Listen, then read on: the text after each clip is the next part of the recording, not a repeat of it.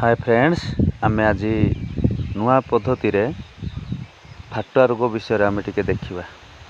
आम गाँ मानक मध्य फाटुआ रोग हेले साधारणतः हरड़ा चोपा बाहाड़ा चोपा किछि रसुण टिके बाटी देकी एमिति कादरे मिक्स करा जाए। तापरे ताहाको 2-4 दिन मध्य बतरा जाए।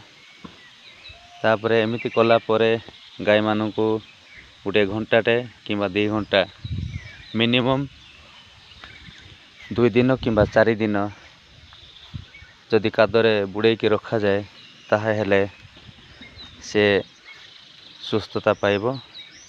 कौन सी ज्वर हेबो नाही किंबा फाटा रोग हेबो नाही, से भल हो जिवो। तो देखुथिबे मु रखी अछि ए गाय को, देखंतु सेठी रखा जायछि।